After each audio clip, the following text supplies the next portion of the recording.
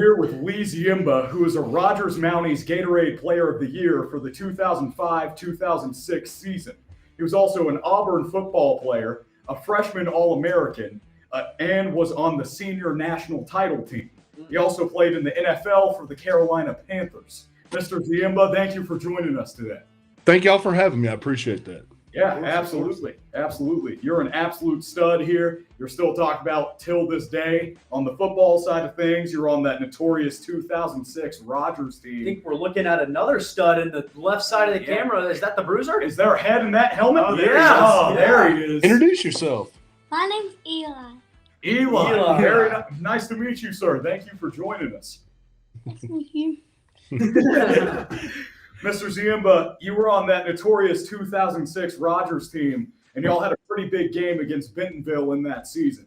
So big, there was even an ESPN Outside the Lines documentary made about that game. Would you mind touching on that a little bit? Yeah, we had no idea about it. I think we were just focused on the season because we had a pretty memorable season that year. Coach Peacock made sure that we were all focused. So we didn't really let any kind of outside distractions take place. But about Tuesday or Wednesday of that week, ESPN came and started pulling people, after practice and interviewing them. And you could tell they were filming our facilities and things like that, writing a story and all that. But we really had no idea until Friday. And then all of a sudden we see TV cameras all over the place. The old high school field, which was, now used for heritage, that entire hill was just filled with people. And it was a huge deal. I mean, I think there were some businesses that canceled work that day for their employees. It was a massive deal. People tailgating beforehand, grilling out. I remember smelling steaks and hamburgers being cooked. It was huge. So, I mean, obviously that's got to heighten the emotions a little bit. What were the emotions like going into that game? Absolutely incredible. I mean, obviously we were trying to finish up our season, our perfect, regular season. And then to top it off, you're playing, what I call your Iron Bowl. You're playing Bentonville, who at the time that was our biggest rival. And they were very good at the time. They had a quarterback named Ryan Isbell and a few receivers that were just, really, really good. And so, the task was hard. It was probably our toughest task of the year that year, actually. Yeah. And you mentioned the Iron Bowl. So you went Auburn, obviously, Auburn versus Alabama. Big game over there as a freshman. What was Auburn like? What was kind of the environment down there in Alabama at Auburn University? And also Cam Newton played with him on that national title team and also got drafted in the same draft class to the Panthers that following year. What was he like? What kind of teammate was he like? So, to touch on your first question, Auburn is a lot hotter. So practices were a lot tougher.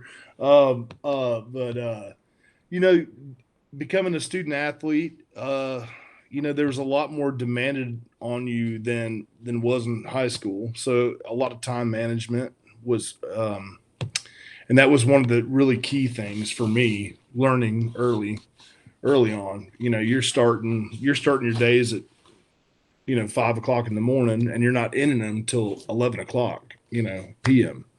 So that was one of the things that I really had to learn. But Cam was a great guy. He came to us. So he came to us in the spring of 2010. And, we had no idea what his past was or where we just knew we were getting some JUCO quarterback, from Texas. And so we made fun of him because we'd all been together for the last 3 years or whatever. So we called him Sam, We were making fun of him. And, he would just kind of laugh it off, blah, blah, blah.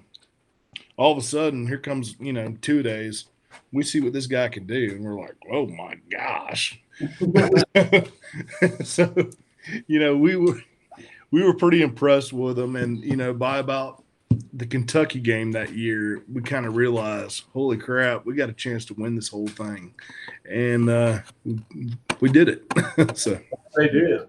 yeah. So to touch on that, I mean, as being an Auburn football player, you played your first game in the SAC 4 months after your prom. I mean, what is that like? I mean, that's got to be an insane switch of mindset, right?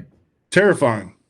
We actually, our first game, we were playing Kansas State, and there was an All-American defensive end. I can't remember his name, but so obviously it's my first game. I think we were behind like 7-0. Brandon Cox was the quarterback at the time, and I'm in the huddle looking at the stands, and I'm like just bewildered because it's the first time I've ever been in a stadium with 90,000 people and playing football. And Brandon Cox grabs me by the shoulder pads and pulls me back in. He said, "Let me tell you something, Lee. We're losing this game. Come on, get your head in it." And I said, "Okay, my bad." But yeah, so it was wild. It was wild. A lot of growing up to do for sure. Really quick. Yeah, and then to top it off, if you had one thing to say about this year's Mountie team, what would it be? I would say to enjoy it and to soak up every single minute, every single play, every single chance to talk to your brothers on the team, because high school football is one of a kind and you'll never get it back. Especially the way college is now. It's totally different with the NIL and the transfer portal and all that. And high school football is the last amateur avenue for football. And that everybody just needs to soak it in. And I think if you do that, you'll be amazed at how many games you win. So, I mean, we're heading into the playoffs here. What can you tell us about playoff pressure and how you handle that? I mean, games are bigger, games are closer. What can you tell us about that? You have to learn how to win close games. And hopefully, we've learned that during the season. But if not, that games are going to be usually closer during the playoffs. And the teams that are closer knit together that have learned how to win those close games, you'll see that transpire into the playoffs. And you'll see the ones that really haven't learned that lesson or maybe have, gotten lucky a few times. You'll see that as well, and they'll be the ones that fall short. So, Mr. Ziemba, we talk about you being an All-American at Auburn, winning that national title team. You ended up getting drafted, playing over in Carolina. What was that like, and what was it like to, on draft night, get that call, but also play alongside great athletes like you did, some along the likes of Cam Newton, Greg Olsen, and some other just absolutely stellar athletes? It's an interesting story, actually. I thought that I thought I was going to be drafted in the second and third round, and I guess at the combine I got some bad news on my knees and my hips, and so I ended up falling to the seventh. So me and my girlfriend at the time just went golfing for 2 days during it. And then just sitting there by the phone, I was expecting a call at any time. It was just me and her. We were like, when's it going to come? And never did. So I got upset, and I wasn't that bad upset. I was like, okay, well, we'll just find our own place. It'll be fine. So I got in my car. My parents were actually down in South Alabama, and I was about 2 hours south of Auburn, where I was living, about 30 minutes away from where my parents and grandparents were. And I got the call from Ron Rivera at the Panthers, and I thought the draft was over. And he was like, "Hey, would you mind being a Panther?" And I was like, "Shoot, yeah, let's go." So that's how that call went. But being teammates around some of these great athletes was absolutely amazing. It was very cool to realize how professional they were. Yeah, everything they did, everything they put in their body, whether it be food, supplements, their workouts was so regimented. Everything, their film study. That's what separates the NFL from college. Everybody in college is a good athlete. Everybody in college works out and does the bare minimum, goes to school. When you get to the NFL, you start fine tuning little things. Everybody's the same size, everybody's the same strength. But then you start getting guys that they're not putting a potato chip in their body if that's not what their regiment calls for. They understand the intricacies of absolutely everything they're doing in a weight room. And it's all exactly specified for their bodies and what they're meant to be doing on the field. And their film study, just unbelievable. You're seeing exactly that they're finding weaknesses from every single athlete. I mean, it's inches. It was unbelievable. Like playing against Julius Peppers, and y'all may or may not know who that is. Oh yeah. But I got to play against him at Soldier Field in Chicago. That man. I was a second string guy, and he knew my weaknesses. He had studied my weaknesses. I wasn't even supposed to be in the game. I came in like the second quarter or something like that to relieve a guy, but he knew exactly who I was and what my weaknesses were. It's a different level of football. It's true professionals. All right. Mr. Ziemba, you were fantastic. Thank you very much for joining us today. It means the world to us. You're an absolute stud. Thank you. Appreciate All you. right. Go Mounties. Guys, it's no secret. It's playoff time in the 7A. How does it feel? Oh, it's great. I'm excited. It's a good feeling. I'm excited. It's our first time out from behind the desk. Yeah. That feels good. Get vertical. Freshen up. Boom. We got a bracket here. Let's get right into it. It's 7A playoff time. We got Springdale hosting Cabot. Springdale is 7-3. They've had a pretty solid season, but I want you guys to remember, it started off real well for Springdale. Oh, yeah. They went 6-0. Some say they have some cupcakes. Some say they're getting it together on the Springdale side of the ball. I don't know. The thing is, boys, they've lost 3 of their last 4.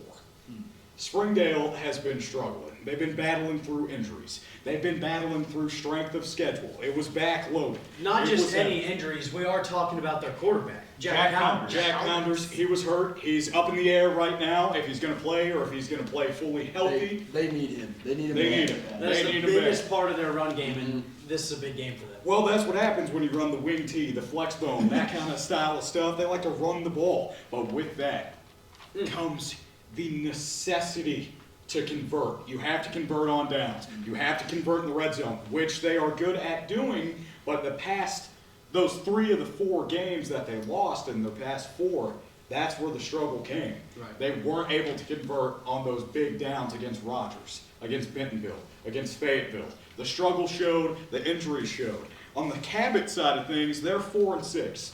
They're 5th in the Central. They're coming in as the underdog. They're heading into the big dog Springdale Puppy Pound. It's going to be a big game for them. Their offense, they like to move fast.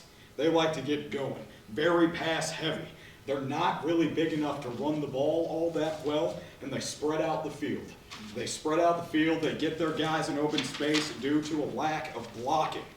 And boys, let me tell you, the scariest part for this Panther team, their defense. They have given up an average of 37 points a game this year. There was a 3-game stretch where they gave up 56 points every single week. Exactly. It is going to be a struggle for them. I think Springdale's going to have their way offensively. I think they're going to hold the ball, run the ball, and they're going to get it done. And I think the thing for that Cabot team is that they have to get through this game by game. I mean, you look at the bracket, and they're going into Bryant next game if they win this one. Both Springdale and Cabot, get through the game, get your win, and get out of there. Yeah, another big disadvantage for Cabot is since they did fall to that 5 seed, they lose that first game of home field advantage, and we've talked about the whole time. That whole city shuts down. Yeah. The whole town shuts down, and they all come out to the game, so that could be a problem for that Cabot team heading to Springdale. One note that I will make, kind of taken away from your point, Cord, not to do that naturally, but in a sense of Cabot has lost actually quite a bit at home. They're 1-4 at home this year. Really? So Yes, maybe okay. maybe they're not shutting down as hard as we Lights are a thought. little too bright for Yeah, them. I don't know. Too many people watching. But despite that, they're heading to Springdale. They're taking on Bulldogs. I think the Dogs are going to have their way. All right, so Brian's got their bye, Fayetteville's got their bye. Joe, tell us a little bit about Pulaski Academy in Harbor. Well, we got Harbor at Pulaski Academy. Harbor 2-8, and then on the flip side, Pulaski 8-2. There's not much to say. I mean, besides this Pulaski offense, Brandon Cobb. We've said it all year. I mean, Get back to me with that autograph, kiddo. Zach's 400. He's averaging 400 yards a game, 70 rushing, 330 passing. Unbelievable. Basically makes up this whole offense. He's a leader on the field. He knows what to do. They like to run screen passes to the outside, and then they'll catch you going vertical. On the flip side, their defense, they love the blitz. They're averaging 3.5 sacks a game, so they're really getting to the quarterback. They love it. Caden Nash, he's averaging 9 tackles a game at linebacker. They got three. They run a 3-4, 3 linebackers. They love to get them out there. That's who they want making their tackle. They want it to the inside. They want their linebackers making the tackle. So to your point, this Pulaski Academy team likes to play really fast, and this Harbor team is not a team that likes to play fast. Actually, the Harbor team loves to play fast. Well, when they lose the time of possession in games, they haven't been winning time of possession. They haven't, yes. They do. They are a heavy running team, and that does play to their disadvantage. Yeah. But they love to just get back right on the line of scrimmage and hand it off again. But the thing is, with this Harbor team, is they cannot block. Yeah. They're undersized. Story of the year. It kind of just looks like their linemen don't know how to block, to be honest. Which But is really unfortunate whenever your best athlete is number 29 in the backfield. yeah, That's but a real like, problem. yeah, a running team and then you can't block. It's kind of contradictory, but it does work for them. They do average 240 rushing yards a game. So that will be a test for this Pulaski defense to see if they can defend that rush. And then on the defense, you saw it when Rogers played Harbor. Their defense kind of lackluster. We put 70 on them. That is also to the point that we let them score 35 on us. Right. Which they can play fast. They can run the ball. They will score. But I think the key to this game is Pulaski's offense just stays consistent as it's done all year, and they will take it home. And once again, I mean, this isn't like some walk through the park. Harbor can surprise people. Yes, in they this game. surprised us. To mention, I did Right. not think going into halftime that Harbor and Rogers was going to be that close. No. And we started off the game hard, but this Harbor team was resilient, and I think they could show some resilience against Pulaski Academy today. 100%. We got Bentonville with a bye, then we're dropping down to my game. May or may not have forgotten my notes, so I got my trusty dusty phone out here. Dusty. We got the home team, Little Rock Christian. They allow over 30 points per game. The defense is a little lackluster. They struggle a little bit. And on top of that, they only score 24 a game. The offense struggles. They struggle to get started. They can put up some points at the end of games, but they struggle to light that fuse early in the game and really kick the game off on a good note. But let's highlight a good thing in this Little Rock Christian offense is Pete Greenwood, wide receiver. You got to get the ball to Pete. He's their guy. Let's P.E. Yeah, just throw the 50-50 ball. Pete's down there somewhere, Like, they throw him the 50-50 ball. If he has a chance to catch it, they're going to give it to him. They would rather him go for a jump ball than anything else on that team happen. He's the offense, unfortunately. So if West can stop him, they have a good chance to win this game. But Little Rock Christian, I said they have a little bit of trouble on defense, but they have 2 names that really stand out on defense: Gabe Schroeder and Jackson Carlson. Both of them are real good players. Carlson is a defensive end, and Schroeder is a DB. Carlson has 4 sacks a season, and Schroeder has 3 interceptions and 9 tackles a game. So they have some highlights on that defense. So I think a key for Little Rock Christian coming into this game is if those 2 guys can get hot and make plays early, they have a chance to make something happen here. Flipping to West. West has been they started off real rough. They started off in a bad spot. They had a tough first part of the schedule, but we talk about how Springdale up here started off hot and slowed down. West started off slow and they heated up a little bit. They finished winning 3 of their last 4 games. Their only loss in those last 4 games was Bentonville, which they did get blown out. But That's all right. They won 3 of the last 4. That's a big momentum swing for them. They have Q Thompson and Harris Vincent at the wide receiver positions. They're dogs. Let's be honest. They're great. They're great players. They have Trey Thompson throwing the ball to him. He can get the ball to him, but also Thompson can work well in space. And I think that's going to be a huge key for West overcoming this Little Rock Christian team on the road is using their legs to make plays. Right. Like I said, Little Rock Christian defense, a little bit of lackluster there. So West needs to use their legs to make plays. But West is almost averaging 30 points allowed per game. So this is going to be an offensive battle, I think. I really think these two offenses are going to hit it head to head, and I think whoever's defense comes out to play is going to win this game. That's my prediction. Might be wrong, but I really think that the better defense wins this matchup down there in Little Rock. Yeah, so we're going to go ahead and jump into the Rogers versus Little Rock Southwest game. Not to pass them up, Conway has their bye. We did see some quarterback struggles for Conway. Good news for the bottom half of the bracket. That's going to be an easier game for whoever ends up playing them out of Rogers and Little Rock Southwest. Easier. Easy. He mentioned that Conway team. They run for over 200 yards a game. So yeah, watch out. For sure. They're still a great Wampus Cat team. For sure. Jumping into Rogers, we know this is a tricky offense. They like to get after it. They like to run a ton of different sets. Offensive threats, Braxton Lindsay, Jeff Regan, you've heard it over and over again. They've got the athletes to go out and make plays.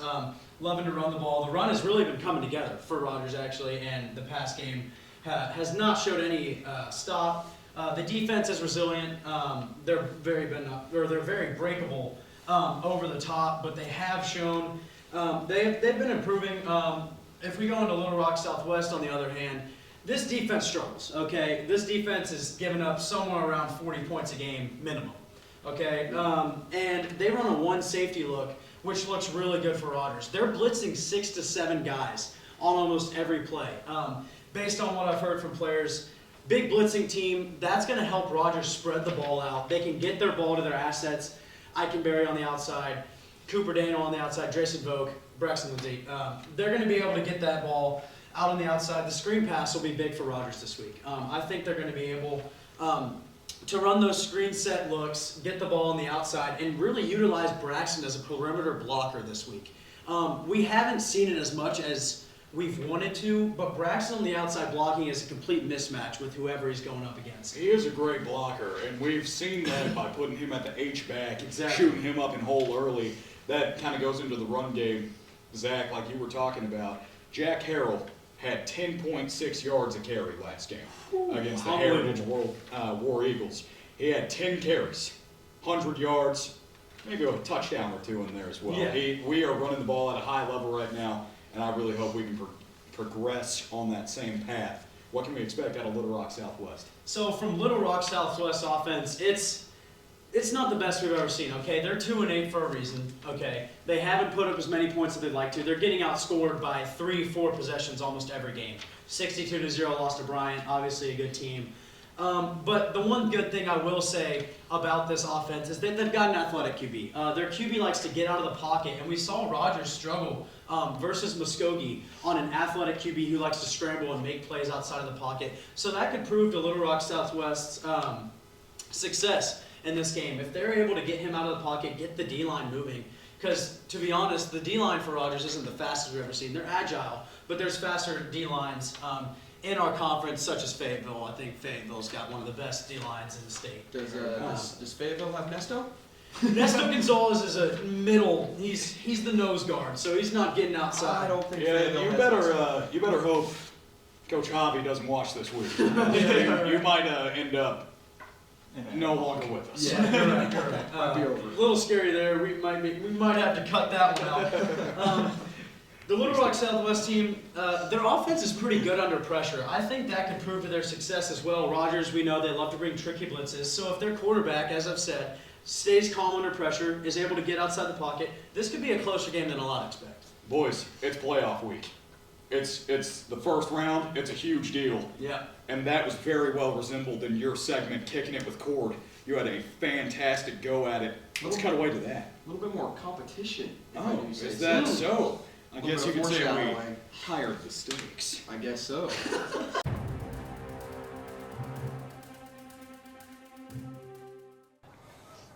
Hello, everybody, and welcome back to an evening here at Whitey Smith Stadium. My name is Cord. I'm your host for Kicking It with Cord. And, it's playoff time. It's playoff time for the Rogers Mounties. They got a big game tonight. And, there's a lot of competition with the playoffs, so we thought we might as well add some competition. Come on in. We don't got one kicker this week. We got two. They're competing against each other head-to-head for $25 to Barriola's Pizzeria. We upped the price, $25 instead of $20. Let's get to know our contestants. What is your name and what grade are you in? My name's Quinn Engling, 12th grade. My name's Grayson Bradley, and I'm in the 10th grade. Okay, a little bit of an age gap here, but Quinn, what do you like to do for fun? Like to watch sports, watch soccer, watch football. You have a favorite soccer team? Manchester United. All right. Grayson, what do you like to do for fun? I like to play baseball, watch football. Okay, you got a favorite football team? Patriots. Oh, Patriots fan. Yikes. Anyways, you ever kicked football before or anything in general? Soccer? Not a football, but a soccer ball. You play soccer when you were little? Oh, yeah. Okay. Grayson, what about you? You ever kicked anything? Soccer ball. Just soccer ball? You used to play too? In preschool, yeah. Preschool. All right, we got some soccer players on our hands. Quinn, what's your confidence level that you can beat Grayson over here on a scale of 1 to 10? 11. Whoa, it's a high confidence level, Grayson. What do you think about that? Hope it don't happen, but I didn't look very good, so. What's your confidence level on a scale of 1 to 10? Solid 3. All right, so you guys are both going to kick here from the 20-yard line. You're going to get from the 10-yard line. You're going to get a 20-yard field goal. You'll go head-to-head. If you both make it, you'll move back to the 15-yard line, 25-yard field goal. You guys ready for it? Oh, yeah. All right, let's get into it.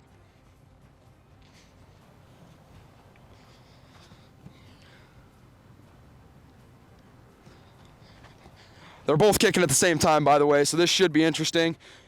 All right, I'm going to give you all a countdown, 3, 2, 1, and you're going to kick. You ready? 3, 2, 1. Both split the uprights perfectly. All right. That was just the first one. Nice little 20-yard field goal. Here comes the real test. 25-yard field goal. Quinn and Grayson. One of you knocks it through here and one of you misses. We might walk away with a winner here pretty early, but we'll see how it goes. As these guys line up for their 25-yard field goal, one thing we didn't mention, if you look over there at that flag, we have some strong winds today. Strong winds to the, I believe, west, east. I'm not real sure, but we got some strong winds coming. They're blowing to the right, so we'll see what they can do with that. Here they come for the 25-yard field goal. Count you down from 3, 2, 1 again. You guys ready? 3, 2, 1. Oh. That get through? It got through. All right, fellas. Just come right over here. Didn't even notice that. The tees match their shirts. It's pretty cool. But, Quinn, you knocked it right through the uprights. I thought the wind might get it and stop it, but it didn't. How do you feel? I knew it was going to happen. Pretty easy. Okay, you're walking away with $25, Barriola's Pizzeria. Grayson, how you feeling? Not necessarily what you wanted, but... I did better than I thought. Definitely should have had a better kick, though. Hey, that's all right. We thank you for coming out. We hope you had fun today. But, Quinn, I'm going to offer you something here.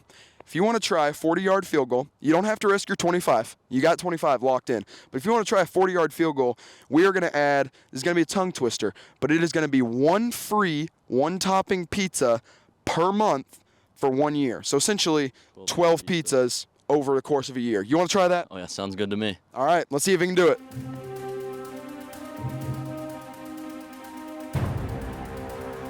All right, here we go. 40-yard field goal from the 30-yard line. Quinn Engling.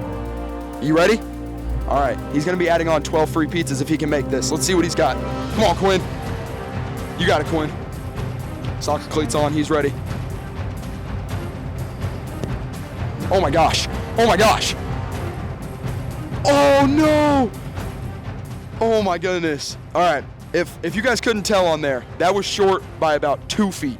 It just missed. Quinn, how you feel? That's about as pure as I could hit one. I mean, if I'm not going to make it now, I don't know if it's ever going to happen. Yeah, that's fair. I really thought that was going right through the uprights. That was a great kick, but you're not walking away empty-handed.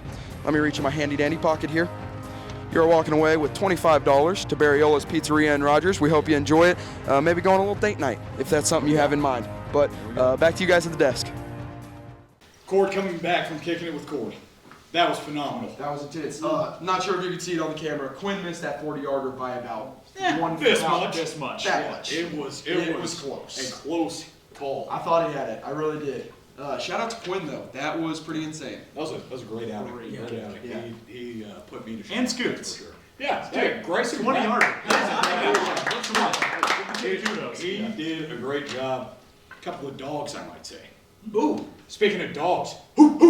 Joe, who do you got? I got running back Jack Harrell for this Rogers game. Yep. I think he's going to go off. He had Yep. a great week against Heritage. As you said, 10 yards per carry last week with 2 touchdowns. I think he's going to continue it against Little Rock Southwest. Zach, who you got? Jack's got a head of hair on him. Another guy with a beautiful head of hair, Harris Vincent from West, okay? This guy's going to have a great game versus Little Rock Christian.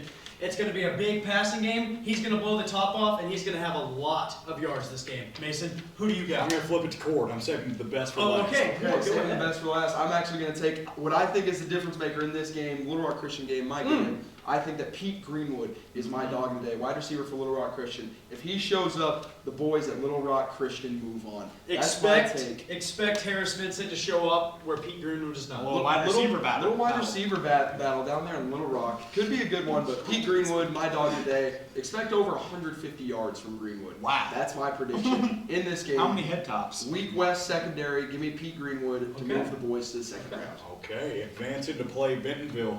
Fellas, I'm going to tell you straight up.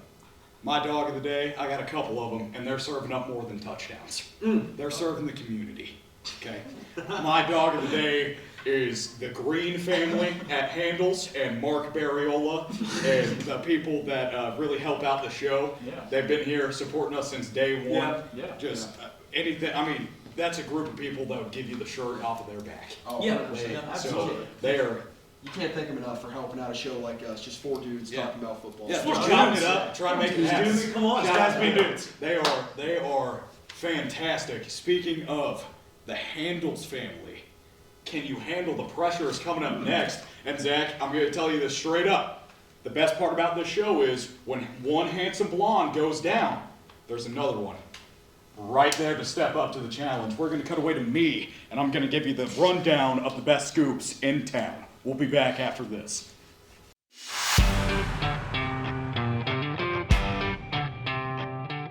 Can you handle the pressure? I can't. I'm here with a couple handsome contestants this week. We're playing Can You Handle the Pressure? Boys, let's hear that name and what you do. I'm Gus Carrout and I play basketball. And I'm Jack Scudder, and I play golf. Fantastic. It looks like we have some pretty athletic contestants here today. It's going to be a good one. Fellas, do you guys have any throwing experience? I do not. None over here. I have very little, maybe quarterback in a couple pickup games, but that's about it. Okay. So not a lot of experience coming into this. Do you say anything bad about quarterbacks ever? Absolutely. I don't think it takes that much skill at all, but we'll see. I 100% agree with Gus. I make fun of quarterbacks all the time, and I really don't think it's that hard either. And you boys understand that you're making me look like I'm 5'6" right now, right? That's a understood thing that we got going here? Yep. Fantastic. Making me feel bad about myself. Yeah. But hey, fellas, everybody knows the rules of the game, but I'm going to break it down to you guys. You hit the 5-yard, you get a free cone. There goes a streaker on the field. We have a streaker. And can you handle the pressure? I've never seen anything like this. But back to the rules of the game. You hit the 15-yarder, you're walking away with a free pint. You hit the 25-yarder, you're going to get a $25 gift card. And if you hit the 50-yarder, fellas, you get free ice cream for a year. It's pretty simple. It's going to be a good time. You boys ready to get right into it? Heck yeah. Let's do it.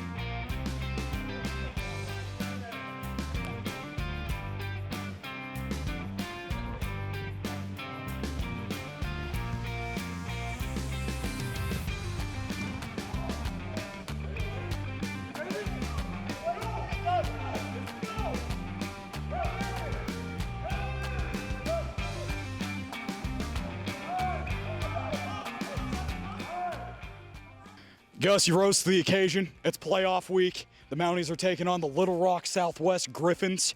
Sure. You showed a little bit of style out there yourself. Walk out of here popping your collar. You can probably say anything you want about quarterbacks, huh? I mean, yeah, I can. I feel like I played pretty well. I mean, I could be a solid backup QB behind Jeff. I mean, yeah. It's good. You had a great outing as well. You struggled with the first one. Yeah. But after that, you kept your composure, knocked down that 15-yarder. How did it feel? Well, it took me about 18 tries to get that first one in, the little underhand one. But after that, got the 15-yarder at the buzzer, so it looks like I'm just average with everybody else. Scud, Yeah. you're average out here, but in my heart, you're number one. Fellas, you guys did a great job. We're going to take it back to the booth. The first week of playoffs, Yes, sir. the Mounties are taking on Little Rock Christian. No, that's not Little right. Rock Southwest. Little Rock Southwest. We're just going to cut this out.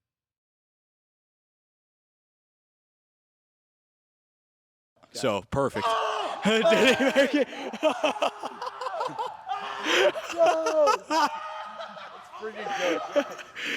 Hey! Coming back from Can You Handle the Pressure, Gus Kraut could. Yes. That is an all-time performance out of him. Nobody. Round of applause. Hey, Seems like I was a little bit of a bad luck charm. What a performance there. but still equally as handsome, I might add. Yeah, But as for right now, we are going to go right into these picks. This is pick 'em and stick 'em. With less of the stick 'em, more of the pick 'em. Here we go. Yeah. Springdale versus Cabot. I was giving you the rundown. I really think it's going to be Springdale pulling this thing away. But the thing is, Cabot has a chance. Cabot has a chance, and the way that they're going to do this is score quick, like they do, pounce on them early. If I'm Cabot and I win the coin toss, I'm electing to take it. I want the game. I want to set the tone early, make a run-heavy team chase from behind, maybe even force them to pass. Another thing for Cabot is they give up a lot of points. Their bend don't break, and they break quite a bit. So I'm thinking what they need to do is get takeaways. They're not necessarily the best at getting stops. They need to get takeaways. I'm going to go ahead and take Springdale, though. I don't think they're going to be able. And you talk about Cabot needing to get takeaways in this game, and I think that's something that Springdale handles very well. Springdale has done a great job. They don't get many flags. They don't get many forced turnovers. They'll turn Very over on efficient. downs. Very efficient. I'm also going to take Springdale in this game, but expect it to be closer. Not so fast, my friend. Okay. Oh! We have a I got Panther Harbor. fan. Not Harbor. Cabot in this game. Sorry, not Harbor. I want Cabot in this game. It's going to be a dogfight. We know this. These two teams, Cabot gives up a lot of points. Springdale run the ball. They like time of possession. But I feel like Cabot will pull this. I don't know why I keep saying Harbor. This guy's excited about the battle of the game. Seriously. But I want Cabot in this game. I think they're going to outscore Springdale. The loss of Jack Pounders, the Springdale team kind of just got diminished from that, and I think Cabot's going to go through. Yeah. Cord, even the score? I'm going to go ahead and completely even this score here Okay. at 2-2. I am taking Cabot in this one, and reason why is because I think Maddox McCrory, the quarterback over there for Cabot, is going to come into town. He's going to come into Northwest Arkansas, and he's going to whoop some butt. He missed almost all of last season. Only played in one game, and I think he's back for revenge. He didn't get to play in his own playoffs last year, and he is ready to come back, and he's coming with vengeance. Expect a big game from him. I think he's going to be the one that gets him over the hump in this game. Like you said, it's going to be a dogfight. I don't think that this is swaying one way, either way. Whether Pounders plays or not, I think that the Springdale team is still good.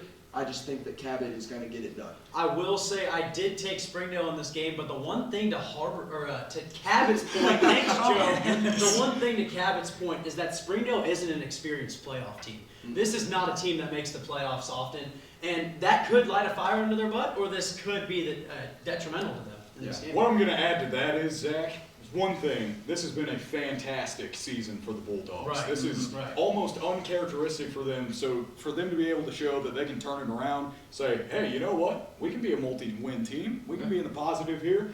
One thing I kind of want to touch on that I think you guys must have forgotten, not so much Zach, but maybe these two who picked Cabot.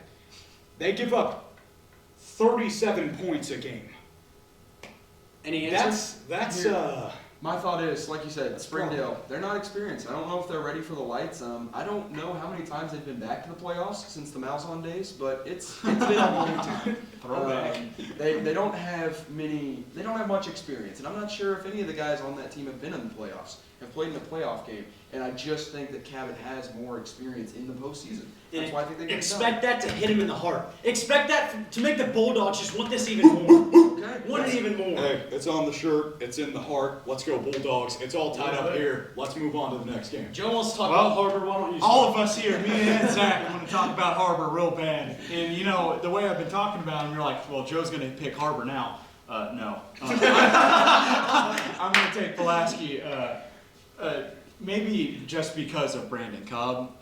That is 50 points a game by a single man. Yeah, seriously. Please sign like anything to send Brandon, to my if you're house. listening to me, I'm also rooting for you this week. Go Pulaski. I'm going to take the Pulaski team. They're going to stop Harbor's fast run offense, and they're going to take advantage of that slow defense. Give me Pulaski. Like Zach was saying, here at RHS TV, we don't like to show bias. I am going to take Pulaski. However, Harbor can't block, and there's nothing that makes me more mad than that. So I almost think, I'm not going to say they deserve to lose because I'm on camera, but high and tight, boys. Hold the block cord. Who do you got? I'm going to make it a clean sweep. I am also going to take Pulaski, not because I think that Brandon Cobb is the next Patrick Mahomes. You can stay over there. No, you can stay over there. But because I think that they're just a better team. Like you said, Harbor can't block. The defense isn't great. They let up 70 points to the Rogers Mounties. We have a good offense, but 70 points is 70 points. Pulaski's going to drop a big one on them. 4-0 sweep. Pulaski's going to win it.